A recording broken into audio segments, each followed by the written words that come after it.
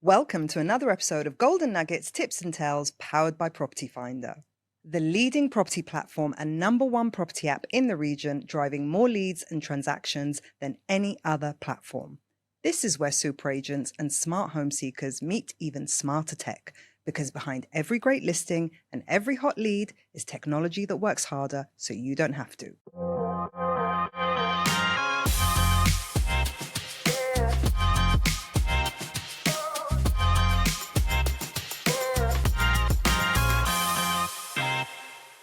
Today, I'm joined by Laura Adams, who's a sales director at Provident Real Estate, and we're going to talk about an objection that she's been coming across quite a lot recently, which is sellers or landlords not actually wanting to appear on the market. They want an off-market listing. They want what the Americans call pocket listing. Why do you think that's happening? I haven't actually got a valid answer from anyone apart from one time when I asked him the question, because sometimes the brokers ask for help and maybe a different voice can help get the property online. Because at the end of the day, everything's online. People search online. You want a property, you go online. If your property's not online, even it's in someone's head, you're not going to sell it. So one guy once said to me, I'm going in the middle of a divorce and I don't want the wife to know what the property's worth. And I said, well, that's fair enough. So I can understand that. But then no one else has been given, if you have a buyer, just bring them to me, do a viewing. That's what their answer is. But what they don't understand is, as real estate agents that are licensed by RERA, we literally cannot even verbally speak about a property without a Form A signed, which is a contract between your seller and your broker. Because you have to confirm the price so you're not misleading the market, the price of what the seller wants. So we have to have that form signed. Now, whether or not you put it online is up to the seller, but I think that's very important of the tactics that you use to explain to the seller, look, first and foremost, we're talking about money.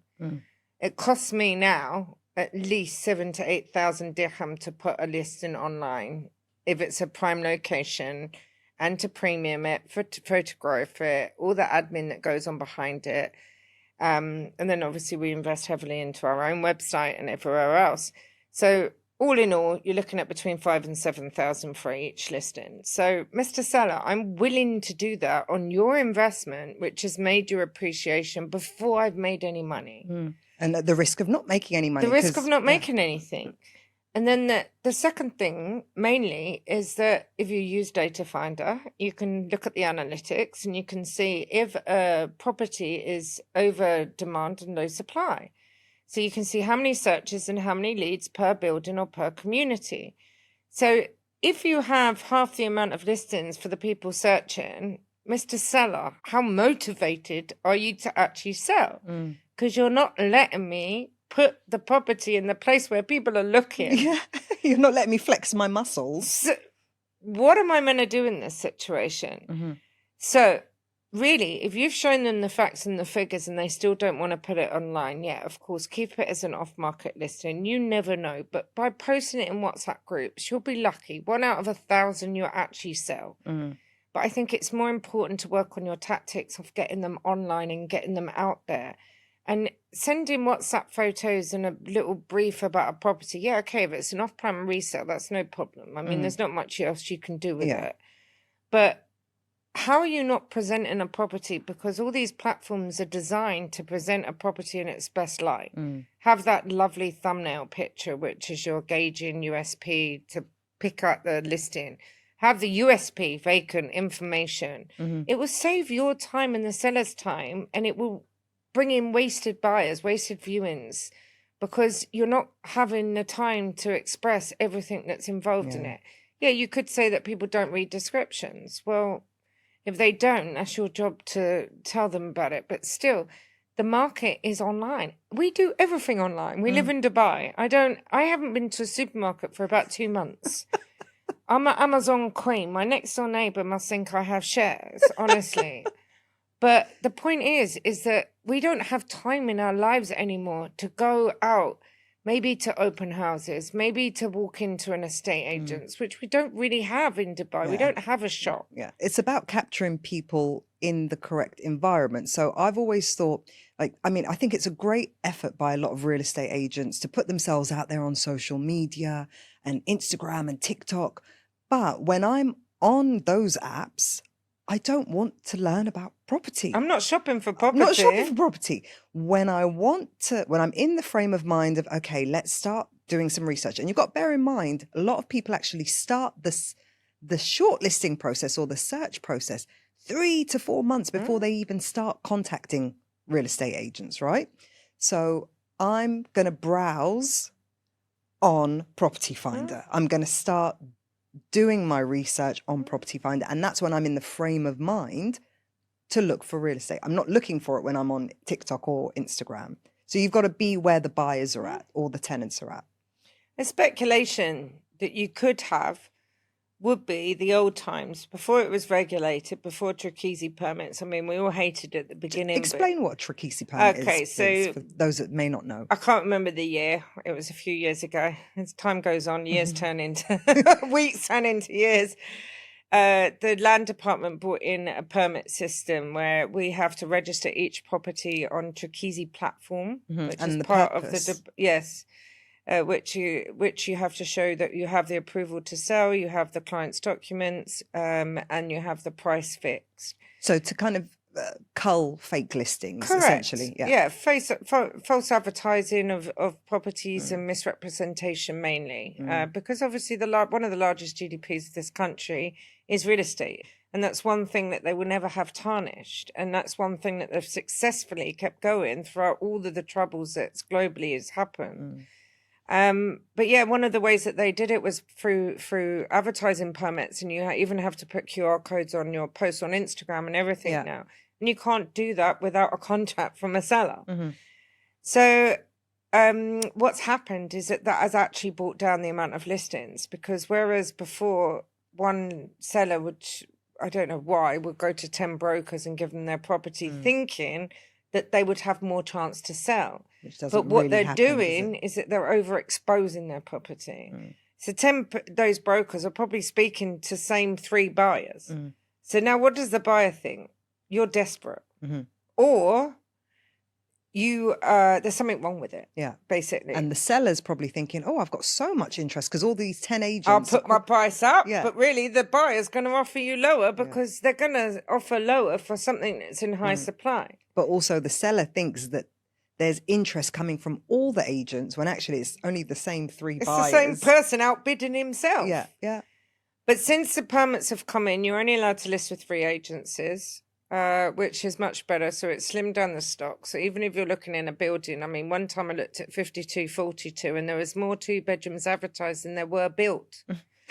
So I think that might be a reason why a lot of people don't want to put their properties online, but they need to understand what's happened with the regulations and that is not possible anymore. And even leasing listings, little bit of a secret info, but they're actually being integrated online as well. So they now will be regulated. So whereas you see like 10 of the same office or 10 of the same apartment, that will be reduced now to the same rule. Okay. Yeah. It also shows who's accredited, who's a bit more professional. It's cleaning up the market. But yeah, I think that might be one of the main reasons. I think by showing more supply and putting it online, that they are going to create a lower offer. But do people actually think like that? Because that's what they're doing. Because even though they're saying pocket listing to you, they're probably saying pocket listing to 10 other people. True. And everyone's probably treating it as if it's exclusive. Yeah, or mostly pocket listings are just way out of market price. So the best way with them is, say like they're asking 3 million, but you think it's worth more than 2.5, let's say. Just say, call them the following week and say, listen, I know you said 3 million, but I have a buyer for 2.6. Is it worth me bringing them? 9 times out of 10, they say bring them. Yeah. And then you can gradually convert in with trust and go online. Could there possibly be an advantage for some people to advertise off market? I mean, niche properties, like something that's, I don't know, the Gold Villa in Emirates Hills. I would never have thought to put that on Property Finder 5-6 years ago. 200 million villa, very niche market. But we got a lead from it, which we actually sold a bigger villa on an island. So you can't speculate anymore and you can't predict it. It's changing every week, the market. And this is something that I teach my agents. Don't dictate the market dictates us. Don't say, I'm just doing the big tickets or I'm just doing this. 60% of the market is under 2 million. So you're cutting yourself out of 60% of the market.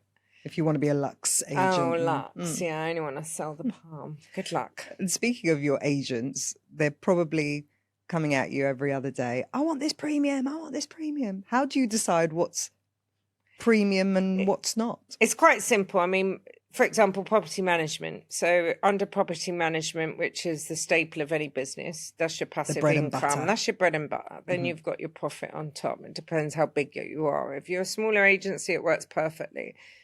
But we put in the contract that we will premium each ad.